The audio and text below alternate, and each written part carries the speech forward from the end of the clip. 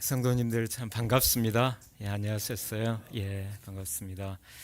아, 오늘은 그 주기도문으로 우리 그 북한 동포들 또 통일 문제를 이제 살펴보는 그런 시간을 가지려고 합니다. 최근 몇 년 동안 남북 통일은 이제 그만 포기하고 오직 남과 북 사이에 평화만 이루자, 그렇게 주장하는 분들이 많아지고 있습니다. 그러나 이제 그분들은 분단이 가장 위험한 반평화의 상태이고 또 통일이 가장 확실한 평화의 방책이라는 사실을 잘 모르고 있습니다. 분단은 우리 결의에게 가장 큰 문제입니다. 분단이 초래한 병폐는 헤아릴 수 없을 정도로 많고 큽니다. 그리고 통일은 우리 결의의 가장 큰 수건 과제입니다. 통일을 기피하려는 지금 이 시류의 흐름에도 불구하고 우리 동요의 노랫말처럼 여전히 우리의 소원은 통일인 것입니다. 그럼 통일과 관련된 여러 문제들을 우리 그리스도인은 어떤 관점으로 보아야 할까요?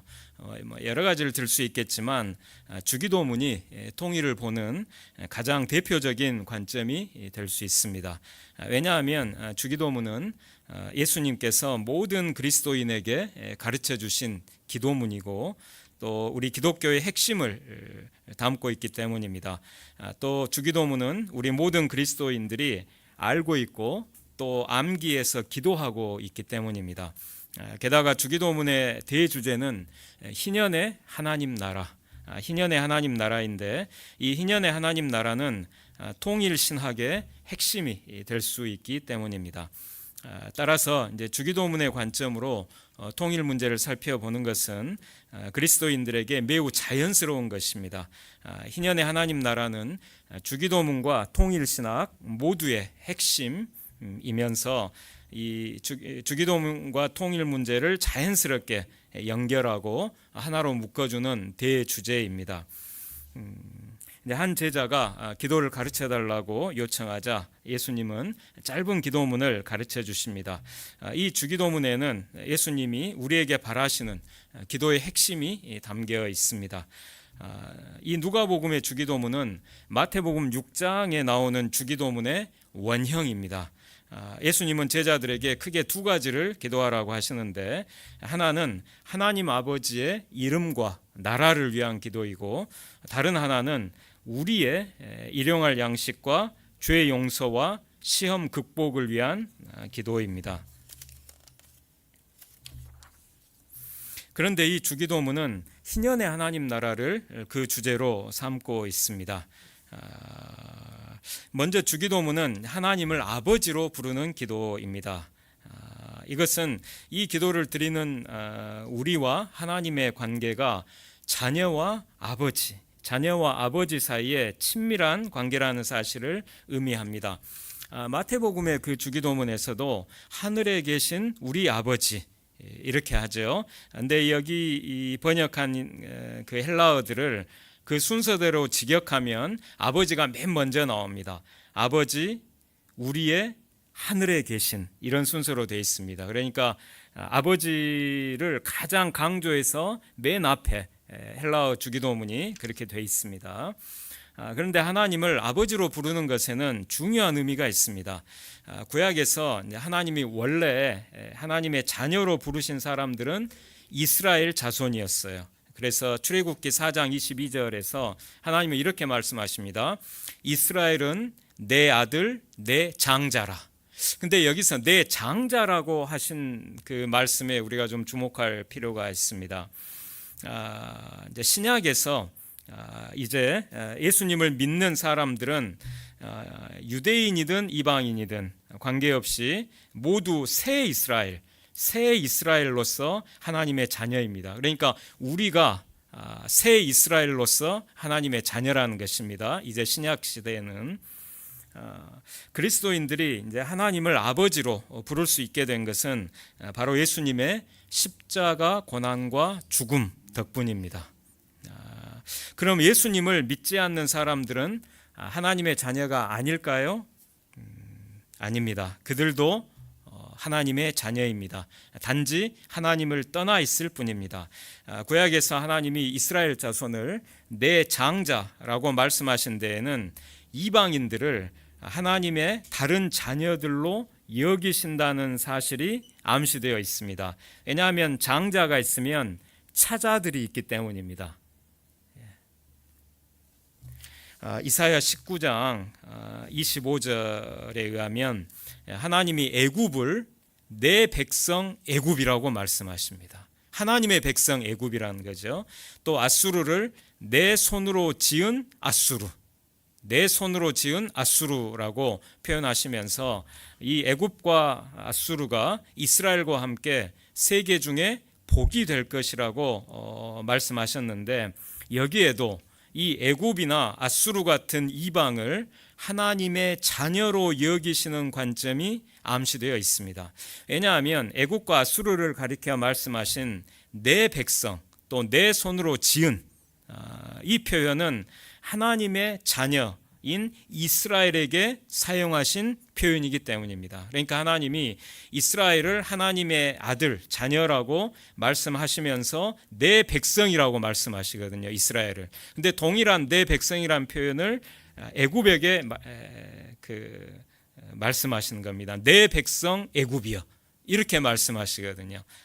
또 내 손으로 지은 이스라엘, 이제 이렇게 표현하시는데, 거기에는 그러니까 하나님의 자녀라는 의미가 포함이 되어 있습니다. 그런데 아수르를 향해서 내 손으로 지은 아수르여, 하나님이 이렇게 말씀하시거든요.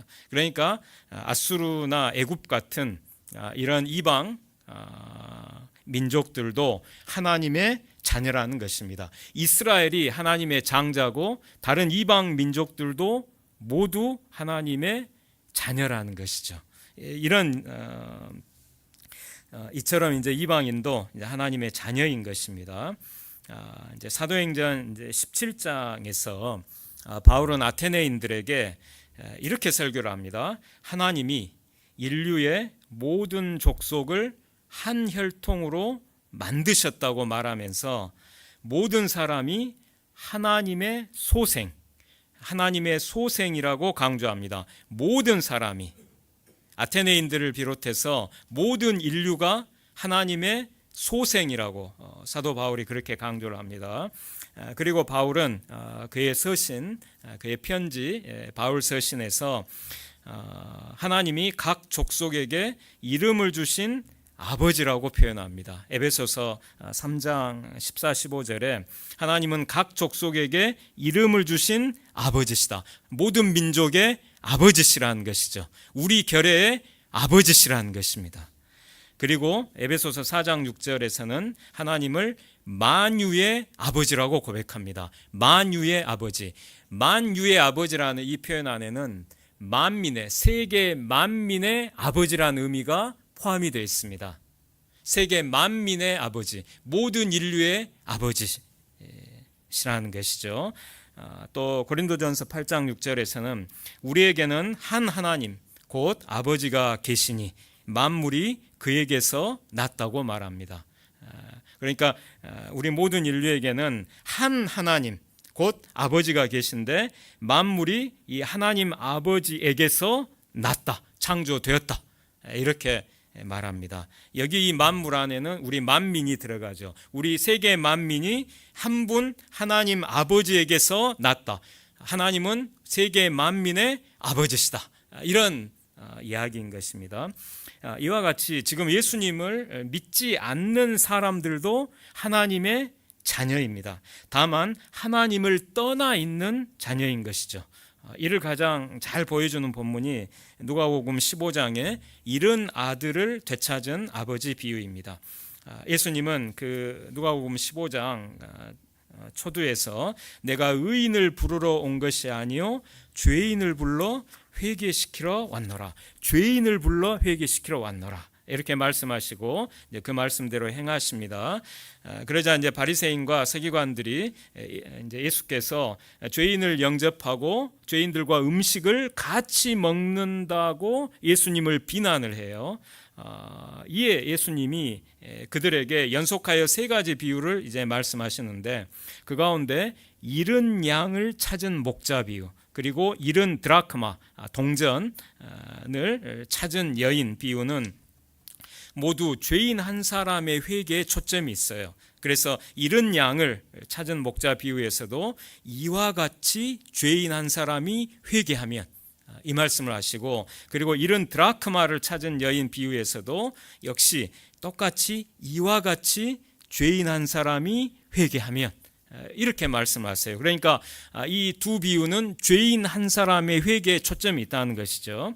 그리고 이어진 이제 세 번째, 잃은 아들을 되찾은 아버지 비유에서도 아버지를 떠난 둘째 아들은 자신을 죄인으로 생각하고 말하면서 이제 회개하는 내용이 나와요.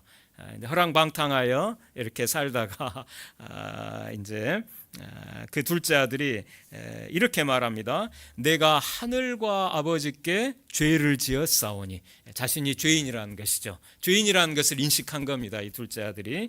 그리고 이에 스스로 돌이켜 이르되, 이에 일어나서 아버지께로 돌아가니라. 아버지께로 돌아가다, 하나님께로 돌아가다, 이게 회개하다라는 뜻입니다. 그러니까 내가 하늘과 아버지께 죄를 지었사오니, 그러니까 자신이 죄인이라는 것을 깨닫고 그리고 아버지께로 돌아가는 이 회개를 지금 결단하고 실행하는 것이죠. 그러니까 이 세 번째 비유도 앞에 두 비유처럼 죄인의 회개에 초점이 있는 것입니다. 따라서 이와 같은 누가복음 15장의 이 문맥과 내용을 보면 이 세 번째 비유에서 둘째 아들은 바로 죄인, 둘째 아들은 죄인을 가리킨다. 죄인을 가리킨다는 것을 알 수 있습니다. 다시 말해서 유대인이든 이방이든 관계없이, 그러니까 이스라엘 사람이든 이방 사람이든 관계없이 하나님을 떠난 모든 죄인이 바로 이 둘째 아들이라는 것입니다. 이 둘째 아들을 이스라엘만의 죄인이라고 보는 것은 지나치게 그 좁은 이 해석이에요. 왜냐하면 누가복음과 사도행전의 전체 문맥은 이방의 죄인도 모두 포함하기 때문입니다. 이스라엘의 죄인과 이방의 죄인을 모두 포함하고 있어요, 누가복음과 사도행전은. 예를 들어 예수님은 희년의 복음을 선포받는 대상으로 이방인을 말씀하셨어요, 누가복음 4장에서. 그러니까 이방인, 그 사렙다의 과부, 이방인 아람 장군 나아만이 엘리야와 엘리사 시대 때 그 선지자가 이제 그러니까 하나님께서 그 선지자들을 보내신 사람들이었다, 이렇게 이제 말씀하셨죠. 그리고 그렇게 말씀하셨기 때문에 이제 나사렛 사람들에게 예수님이 죽임을 당할 뻔하셨어요. 나사렛 사람들은 이방인이 아니라 자기 선민 이스라엘 사람들만의 희년, 이스라엘 사람들만의 구원, 그것을 철석같이 믿고 있었는데 예수님이 그걸 뒤집어 버리신 거거든요. 너희가 아니라 이방인이다, 이렇게 말씀하셨기 때문에 충격을 받고 그것이 이제 분노로 변해서 예수님을 낭떠러지로 끌고 가 죽이려고 했던 겁니다. 그만큼 예수님은 희년의 복음을 선포받는 대상으로 이방인을 말씀하셨던 거예요. 또 당시에 사마리아 사람들은 이방인 취급을 받았습니다. 유대인들은 사마리아 사람들을 미워했어요. 이방인처럼 그렇게 대우를 했습니다. 그런데 그 사마리아인을 강도 만난 자의 선한 이웃으로 예수님은 비유를 들어 말씀을 하신 것이죠. 누가복음 10장에서 선한 사마리아인 비유. 그리고 성령께서 임하실 때 예수님의 증인이 되는 영역은 예루살렘과 온 유대에 국한되지 않고 사마리아와 땅끝까지라고 말씀하셨고, 그리고 그 말씀대로 빌립과 베드로와 바울은 사마리아인들과 이방인들에게 복음을 전합니다.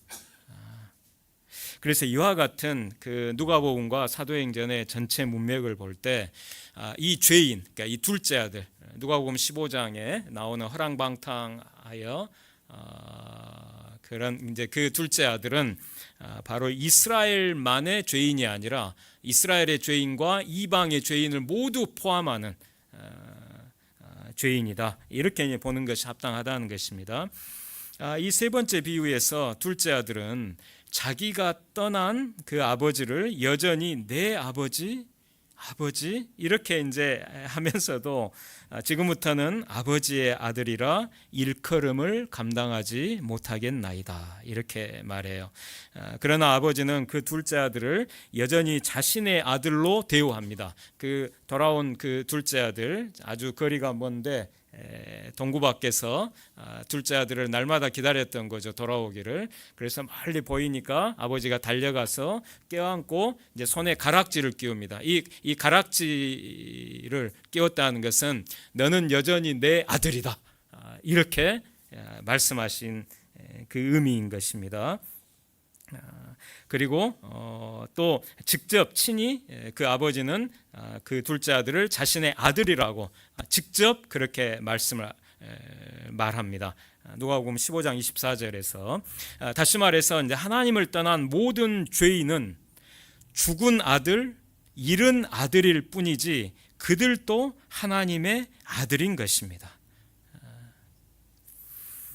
그리고 이것은 지금 하나님을 떠나 있는 사람들을 우리 그리스도인들이 어떻게 여겨야 하는지 교훈합니다. 그리스도인들과 비그리스도인들이 모두 하나님의 자녀라면 그리스도인들에게 비그리스도인들은 바로 형제인 것이죠. 비그리스도인들은 자신의 형제로 여기고 사랑해야 하는 것입니다. 그렇게 하지 않는 그리스도인들은 이 세 번째 비유에 나오는 첫째 아들, 이 첫째 아들이 상징하는 바리새인과 서기관들 같은 악한 자들이 되고 마는 것입니다. 우리의 형제로 이 안 믿는 이 죄인들을 우리의 형제로 대우하지 않는다면 우리는 이 첫째 아들과 같은 악한 자들이 되고 만다는 것입니다. 이 첫째 아들은 아버지의 둘째 아들을 자신의 형제로 여겨야 마땅했어요. 그러나 그는 그렇게 하지 않습니다. 한 종이 이 첫째 아들에게 당신의 동생이 돌아왔다고 옳게 표현했음에도 불구하고 첫째 아들은 이제 자기 아버지에게 그 둘째 아들을 자신의 동생이라고 말하지 않고 이 아들이라고 표현합니다. 그러니까 돌아온 둘째 아들은 아버지의 아들일 수는 있지만 자기의 동생은 아니라는 것이죠. 이게 첫째 아들의 마음 속에 담긴 것입니다. 그러자 이제 아버지는 첫째 아들에게 그는 네 동생이다. 네 동생이라고 이제 교정을 해줍니다. 그것이 이제 누가복음 15장에 이제 자세히 이제 나와 있는데요. 그러니까 이제 15장 27절에 보면 이제 한 종이 그 첫째 아들에게 대답하되 당신의 동생이 돌아왔음에 당신의 동생이라고 옳게 표현을 했어요.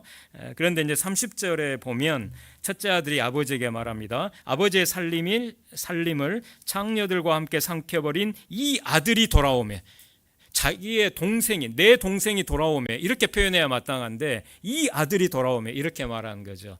그러니까 이 돌아온 얘는 아버지의 아들일 수는 있지만 내 동생은 아니라는 거죠. 이게 지금 첫째 아들의 태도인 것입니다. 그러자 이제 32절에서 아버지가 이 첫째 아들에게 말합니다. 이 너의 내 동생은 죽었다가 살아났으며 내가 잃었다가 얻었기로 우리가 즐거워하고 기뻐하는 것이 마땅하다 하니라.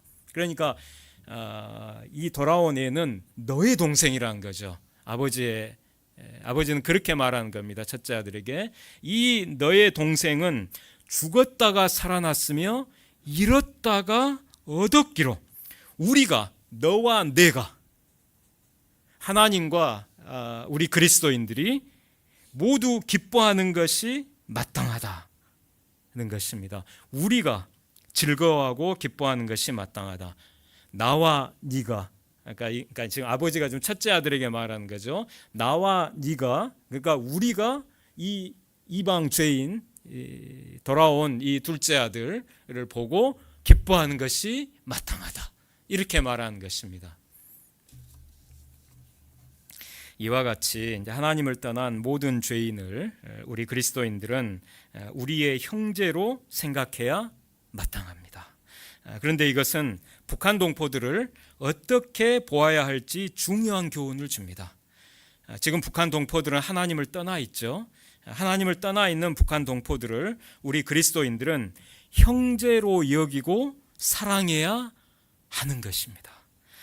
그들은 하나님을 떠나 있기 때문에 죽은 상태이고 잃은 상태입니다. 그러나 그들도 하나님의 자녀이며 따라서 북한 동포들은 우리의 형제 자매인 것이죠. 이처럼 북한 동포들을 하나님의 자녀이자 우리의 형제로 보는 이 관점은 통일 신학의 가장 중요하고 근본적인 토대입니다. 이에 대해 이제 몇 가지 이제 중요한 점들을 말씀드리겠습니다. 첫째, 우리 그리스도인들이 주기도문으로 기도하면서 하나님을 아버지라고 부를 때 북한 동포들도 우리 마음에 품고 주기도문을 드려야 합니다. 북한 동포들처럼 지금 하나님을 떠나 있는 사람들도 하나님의 자녀이자 우리의 형제로 여기면서 우리의 마음에 품고 기도해야 합니다. 그들에게도 북한 동포들에게도 주기도문의 모든 기도가 이루어지도록 기도해야 하는 것입니다. 다시 말해서 북한 동포들을 통해서도 하나님의 이름이 거룩히 여김을 받으시고 북한 동포들을 통해서도 하나님의 나라가 북한 동포들에게도 임하시도록 기도해야 합니다. 또 북한 동포들에게도 날마다 일용할 양식을 주시도록 기도해야 합니다. 그리고 북한 동포들이 그들에게 죄 지은 모든 사람을 용서하게 해주시고 북한 동포들 그들의 죄도 하나님께서 사하여 주시고 또 북한 동포들을 시험에 들게 하지 마시도록 우리가 기도해야 합니다. 이것이 우리가 하나님을 아버지라고 부르며 주기도문을 드릴 때 우리 마음에 북한 동포들을 품고 기도해야 하는 구체적인 내용인 것입니다. 둘째, 지금 하나님을 떠나 있는 북한 동포들이 회개하고 그들의 아버지인 하나님께 돌아올 수 있도록 그리고 그들의 형제인 우리에게 돌아올 수 있도록 우리는 기도하고 노력해야 합니다. 죽었다가 살아났으며 잃었다가 얻은 그 둘째 아들처럼 지금 죽어 있고 지금 잃어버린 이 북한 동포들을 살리고 그들을 얻을 수 있도록 북한 선교의 중요성은 아무리 강조해도 지나치지 않은 것입니다. 북한 동포들에게 복음을 전해서 북한 동포들이 하나님께 돌아올 수 있도록 그리고 그들의 형제인 우리에게 돌아올 수 있도록 그렇게 우리는 기도해야 합니다. 그것이 지금 죽어있는 잃어버린 이 북한 동포들을 살리고 다시 얻을 수 있는 길이라는 것이죠. 셋째, 북한 동포들이 하나님의 자녀이자 우리 그리스도인들의 형제이기 때문에 그들이 기아와 질병으로 고통당하며 죽어갈 때 우리는 식량과 의약품을 적극적으로 북한 동포들에게 보내서 그들을 돕고 살려야 합니다. 그리고 이를 통해 북한 동포들이 하나님의 부성에 아버지의 그 사랑 그리고 우리의 그 형제로서의 우리의 사랑을 깨닫고 하나님과 우리 그리스도인들에게 북한 동포들이 장차 돌아올 수 있도록 우리가 징검다리를 놔야 합니다. 기아와 질병으로 고통당하며 죽어가는 북한 동포들을 외면하면 안 되고 그 동포들에게 우리의 형제인 북한 동포들에게 식량과 의약품을 적극적으로 보내서 그들을 살려야 되고 그리고 그 북한 동포들이 우리의 사랑 또 하나님 아버지의 사랑을 깨닫고 앞으로 하나님과 우리에게 북한 동포들이 돌아올 수 있도록 지금부터 징검다리를 놔야 한다는 것이죠. 이제 넷째, 이제 통일의 길에는 크게 전쟁을 통한 길과 평화를 통한 길 두 가지가 있습니다. 그런데 그 중에서 전쟁의 길은 하나님의 자녀이자 우리의 형제인 이 북한 동포들이 살상당할 수 있기 때문에 죽거나 부상당할 수 있기 때문에 우리는 전쟁의 길에 대해서는 적극적으로 반대해야 합니다. 한국의 그리스도인들은 남과 북 사이에 전쟁이 일어날 때 한국 군인이나 한국 민간인의 피해만 주목하기 쉬운데 그것은 그리스도인의 올바른 시각이 아닙니다. 북한 군인이나 북한 민간인의 피해도 중시할 수 있어야 해요. 왜냐하면 그들도 하나님의 자녀이고 우리 그리스도인의 형제이기 때문입니다. 따라서 그리스도인들은 아무리 그 목표가 통일처럼 이렇게 대의명분이 있다 하더라도 그 통일을 이루는 수단으로 전쟁을 이용하는 것에 대해서는 결코 찬성할 수 없습니다. 그리스도인들은 오직 평화의 방법으로 평화의 목적을 달성해야 합니다. 우리는 통일을 위해 하나님의 아들이라 일컬음을 받을 사람들답게 화평하게 하는 자로서 적극적으로 평화를 만들어가야 합니다. 산상수훈 팔복의 말씀에서 하나님께서는 우리 그리스도인들을 화평케 하는 자, 평화를 만드는 자로 하나님의 자녀들은 평화를 만드는 자라고 그렇게 말씀을 하셨죠. 남과 북 사이에 적극적으로 평화를 만들어 가야 합니다. 자, 그럼 이름이 거룩히 여김을 받으시오며 이 기도는 통일에서 어떤 의미를 가질까요? 우리 그리스도인들은 남북 통일의 과정과 결과 모두에서 사람의 이름이 아니라 오직 하나님의 이름이 영광을 받으시도록 기도하고 노력해야 합니다. 하나님은 하나님의 영광을 다른 자에게 주지 않으십니다. 그리고 자신의 영광을 구하지 않고 오직 하나님의 영광을 구하는 자는 참되니 그 속에 불의가 없다고 주님께서 말씀하셨어요. 따라서 우리는 우리의 빛이 사람 앞에 비치게 해서 그들로, 세상 사람들로 하여금 우리의 착한 행실을 보고 하늘에 계신 우리 아버지께 영광을 돌리게 해야 합니다. 우리는 통일을 위해 헌신하며 기도하되 이름 없이 빛도 없이 헌신해야 합니다. 그리고 오직 하나님께만 모든 영광을 돌려야 합니다. 자기의 이름이 아니라 오직 하나님의 이름이 영광을 받으시도록 해야 합니다. 그리고 다른 사람들도 통일의 과정과 결과에서 영광을 취하지 못하도록 우리가 기도해야 합니다. 특히 남이나 북의 정치 지도자들이 영광을 취하지 못하도록 기도해야 합니다. 통일을 실현하는 측면에서도 남이나 북의 어느 한쪽의 정치 세력이 영광을 취하는 것은 반대편의 상대 쪽의 정치 세력을 불쾌하게 만들어서 통일을 방해할 것입니다. 남이나 북의 어느 누구도 아니라 오직 하나님께만 영광을 돌리려 할 때 통일은 순적하게 이루어질 것입니다.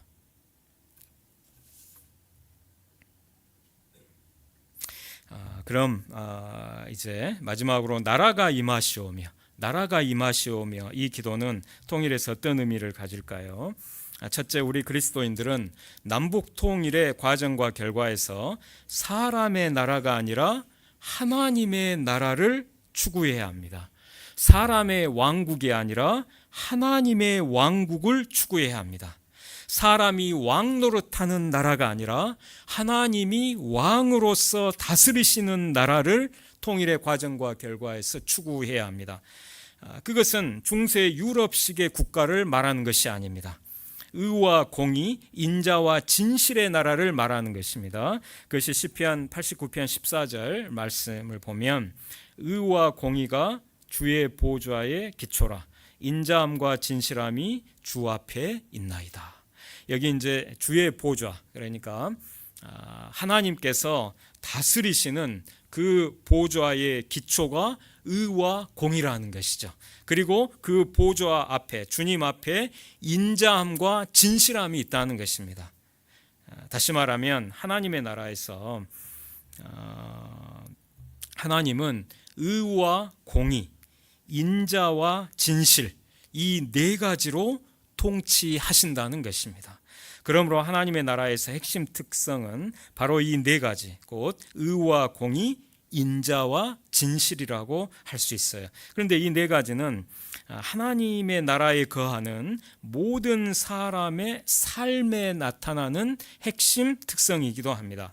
따라서 우리는 이 남북통일의 과정에서 하나님의 나라가 임하시도록 기도한다는 것은 바로 남과 북이 모두 의와 공의, 인자와 진실의 나라로 변혁되어 가도록 기도한다는 것입니다. 또 통일의 결과로 세울 새 나라 역시 의와 공의, 인자와 진실의 나라가 될 수 있도록 기도한다는 것입니다. 우리 결례가 새 나라에 걸맞는 새 결례가 될 수 있도록 우리는 노력해야 합니다. 그래서 우리 민족이 의와 공의, 인자와 진실의 새 백성, 신민, 새 백성이 될 수 있도록 누구보다도 우리 그리스도인들이 앞장서서 본이 되어야 합니다. 우리 그리스도인들부터 모든 불의를 버리고 의와 공의의 사람들이 되어야 합니다. 모든 무자비함을 버리고 인자의 사람들, 자비한 사람들이 되어야 합니다. 모든 허위, 거짓을 버리고 진실의 사람들이 되어야 합니다. 우리 그리스도인들부터. 그래야 우리가 통일 한국을 하나님의 나라로 받을 수가 있습니다. 의와 공의, 인자와 진실로 통치하시는 그 하나님의 나라를 바로 우리 그리스도인들이 먼저 의와 공의, 인자와 진실의 사람들이 될 때에 통일 한국을 새 나라를 하나님의 나라로 받을 수 있다는 것입니다. 둘째, 우리 그리스도인들은 남북 통일의 과정과 결과에 오직 예수를 견지하면서 적극 참여해야 합니다.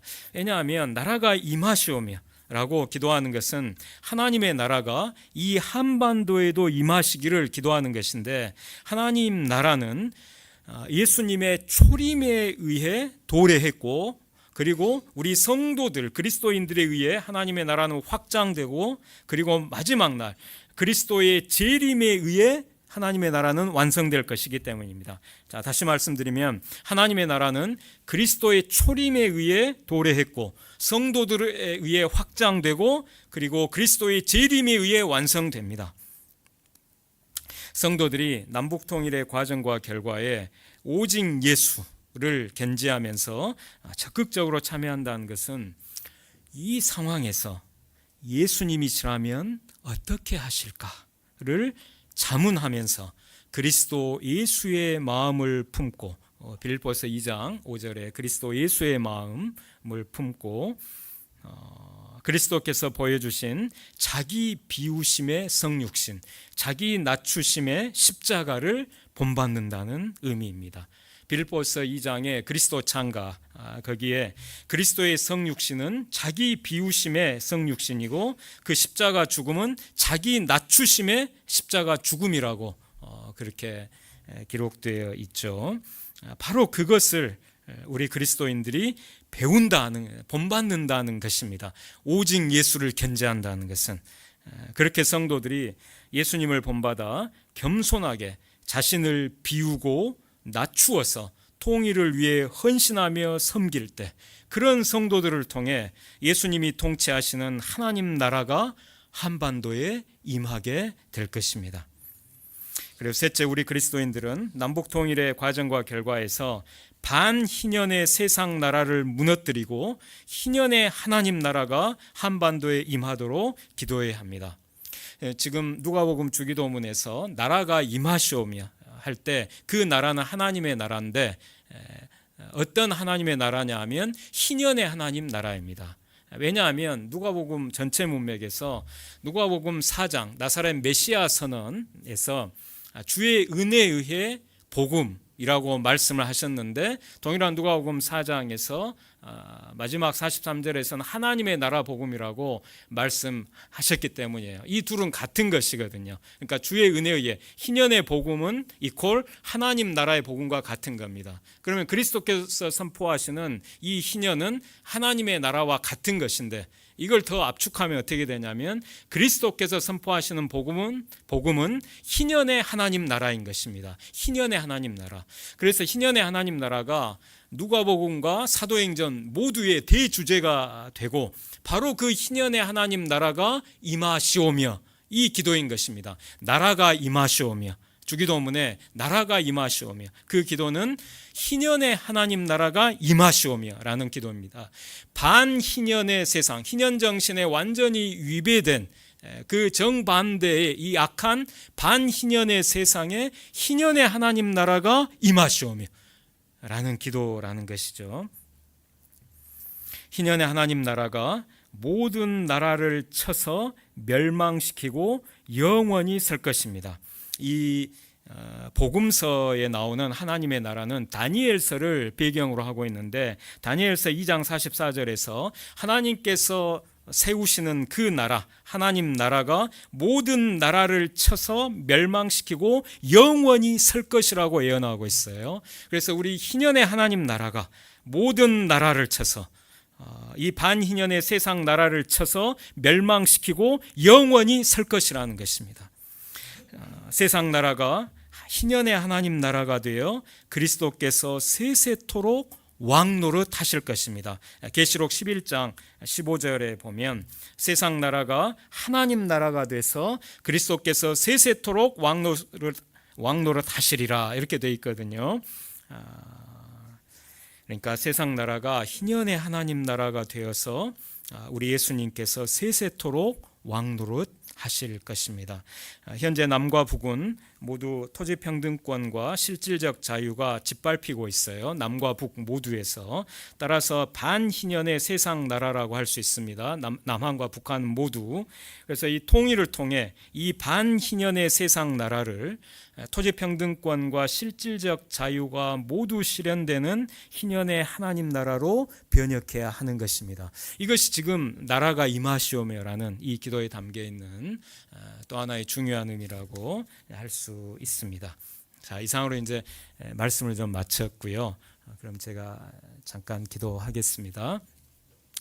하나님 아버지 감사합니다. 오늘 주기도문 전반부의 말씀을 상고하면서 저희들 마음속에 하나님 아버지의 영광과 하나님 아버지의 나라를 향한 열망이 불타오를 수 있게 해 주시옵소서. 그리고 우리 북한 동포들, 믿지 않는 사람들을 하나님을 떠난 그 죄인들을 하나님의 자녀요 우리의 형제 자매로 여기고 우리가 그들을 위해 기도하며 또 적극적으로 사랑을 실천하면서 남과 북의 평화와 통일을 준비할 수 있도록 주님 저희들 마음을 새롭게 해주시고 저희들 마음속에 하나님 아버지의 마음을 품을 수 있게 해 주시옵소서. 우리 교회가 이루는 이 통일이 참으로 하나님이 기뻐하시는 그런 통일이 되게 해 주시옵소서. 통일의 과정과 결과에서 오직 하나님 한 분만이 모든 영광을 받으시고 그리고 남과 북의 희년의 하나님 나라가 임할 수 있도록 주님 은총을 베풀어 주시옵소서. 감사하고 존귀하신 예수님의 이름 받들어 기도하옵나이다. 아멘.